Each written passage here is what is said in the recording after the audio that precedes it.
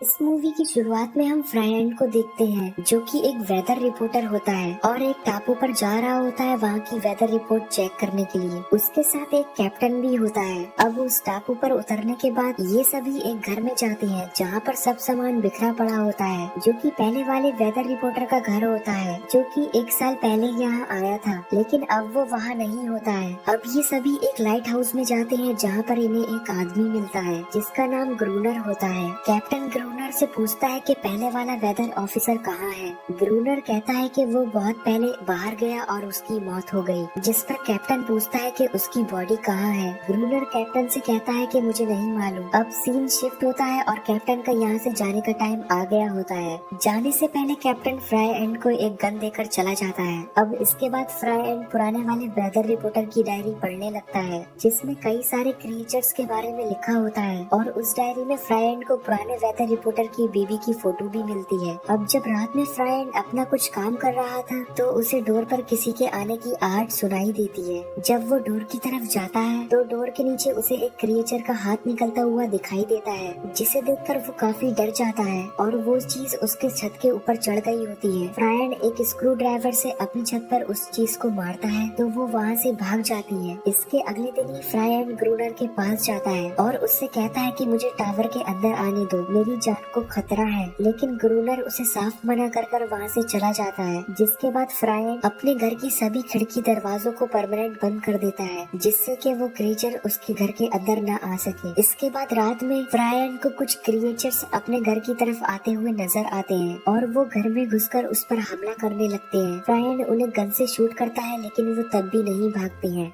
जिसके बाद फ्रायड अपने पूरे घर में आग लगा देता है और आग की वजह से वो सभी क्रिएचर्स वहाँ से भाग जाते हैं। अब फ्रायड बहुत मुश्किल से अपने घर के बाहर आता है और एक चट्टान के पीछे जाकर छुप जाता है। अगले दिन जब वो सोकर उठता है तो वो देखता है कि उसका घर अब पूरी तरह से जल चुका था। इसके बाद वो ग्रूनर को मारकर उसके लाइट हाउस में रहने का प्लान बनाता है और अब फ्रायड ग्रूनर को गन से शूट करने ही वाला होता है कि तभी वहाँ पर एक क्रिएचर आकर उस पर हमला कर देती है। अब फ्रायड उस क्रिएचर को मारने ही वाला होता है तब ग्रूनर वहाँ पर आकर कहता है कि उस क्रिएचर को मत मारो, वो तुम्हें कुछ नहीं करेगा। अब ग्रूनर फ्रायड को अपने लाइट हाउस में ले आता है। अब सीन शिफ्ट होता है और रात में ग्रूनर और फ्रायड उन क्रिएचर्स को मारने के लिए छत पर चढ़ते हैं। जब वो क्रिएचर्स आने लगते हैं तो ग्रूनर उन पर शूट करने लगता है, लेकिन फ्रायड इतने सारे क्रिएचर को देखकर डर जाता है और वहीं बेहोश हो जाता है। अब यहाँ ग्रूनर ही उन सभी क्रिएचर से अकेले लड़ता है। अब अगली सुबह फ्रायड जब उठता है तो ग्रूनर उस पर कल रात की वजह से काफी गुस्सा होता है। कुछ देर के बाद फ्रायड घर से बाहर पानी भरने के लिए जाता है और जब वो घर वापस आता है तो वो देखता है कि ग्रूनर उस क्रिएचर के साथ इंटीमेट हो रहा है। और अब सीन शिफ्ट होता है और ये तीनों नाश्ता करने लगते हैं जहाँ वो क्रिएचर मरे हुए क्रिएचर का हाथ खा रही होती है। अब रात में फिर से ग्रूनर और फ्रायड छत पर पहरा दे रहे होते हैं, जिसके बाद ग्रूनर छत का दरवाजा बंद कर देता है और अंदर जाकर सो जाता है। और अब रात भर फ्रायड को उन क्रिएचर से अकेले ही लड़ना पड़ता है। अगली सुबह जब ग्रूनर दरवाजा खोलता है तो वो देखता है कि फ्रायड अभी भी जिंदा है। फ्रायड यहाँ ग्रूनर से कहता है कि मैं तो यहाँ सुकून की जिंदगी जीने आया था, लेकिन मुझे नहीं मालूम था कि मैं यहाँ इन क्रिएचर्स के साथ फंस जाऊंगा। जिसके बाद रोज ऐसा ही चलता रहता है और अब रोज फ्रायड यहाँ पर दिन गिनता है कि जल्दी से 1 साल हो और मैं यहाँ से जाऊँ। और अब हम देखते हैं कि फ्रायड उस क्रिएचर को अब समझने लगा था और फ्रायड अब उस क्रिएचर का नाम अमेरिस रखता है। एक रात जब ये तीनों खाना खा रहे होते हैं तो फ्रायड कहता है कि इनकी बॉडी में एक केमिकल है और इनकी आंखों पर एक लेयर है जिसकी वजह से ये पानी के अंदर भी देख पाते हैं। फ्रायड ग्रूनर से इन्हें पकड़कर शहर ले जाने के लिए कहता है। उसी दौरान कुछ क्रिएचर्स इन पर हमला कर देते हैं, तभी ये दोनों गन लेकर उन क्रिएचर्स को मारने के लिए छत पर चढ़ जाते हैं। और इस बार ये लोग देखते हैं कि इनकी तादाद बहुत ज्यादा बढ़ चुकी है और ये दोनों डरकर उसी टावर में कहीं छुप जाते हैं और सुबह होते ही वो क्रिएचर्स वहाँ से भाग जाते हैं। अब अगले दिन फ्रायड और अमेरिस एक साथ नहा रहे होते हैं। इन्हें देखकर ग्रूनर को बहुत गुस्सा आता है क्योंकि ग्रूनर अमेरिस से कहीं न कहीं प्यार करता था। अब ग्रूनर उन क्रिएचर्स को मारने के लिए लाइट हाउस उसके चारों तरफ डायनामाइट बिछा देता है। अब रात में ग्रूनर अमेरिस को जबरदस्ती चिल्लाने के लिए कहता है तो अमेरिस रोने लगती है, जिस पर फ्रायन को बहुत बुरा लगता है। तभी फ्रायन के ऊपर एक क्रिएचर हमला कर देता है, लेकिन फ्रायन उसे मार देता है। दूसरी तरफ ग्रूनर पर भी कई सारे क्रिएचर्स हमला कर देते हैं, जिसकी वजह से ग्रूनर जल्दी से डायनामाइट्स का ट्रिगर दबाता है, लेकिन ब्लास्ट नहीं होता। अब ग्रूनर उन्हें अपनी गन से ही शूट करने लगता है। तभी फ्रायन जल्दी से ऊपर आता है और डायनामाइट्स के ट्रिगर को फिर से सेट करता है। तभी एक बहुत बड़ा ब्लास्ट होता है। उस ब्लास्ट की वजह से फ्रायन और ग्रूनर भी बेहोश हो जाती हैं। अब अगले दिन जब ये दोनों उठते हैं तो इन्हें पता चलता है कि एमेरिस इनको छोड़कर चली गई है। अब रात में फ्रायन ग्रूनर के रूम में जाता है, जहाँ उसके रूम में फ्रायन को वही तस्वीर मिलती है जो उसने अपने हाउस में देखी थी। और अब फ्रायन समझ जाता है कि पुराना वेदर ऑफिसर ग्रूनर ही है। अब सुबह होते ही फ्रायन देखता है कि एमेरिस वापस आ गई है, लेकिन वो अकेली नहीं होती है। उसके साथ उसके बहुत सारे क्रिएचर्स होते हैं, लेकिन वो सभी फ्रायन को कुछ नहीं करते हैं। तभी वहाँ पर ग्रूनर आ जाता है और इन सब पर फायरिंग करने वाला होता है, लेकिन तभी फ्रायन ग्रूनर से कहता है कि रुक जाओ,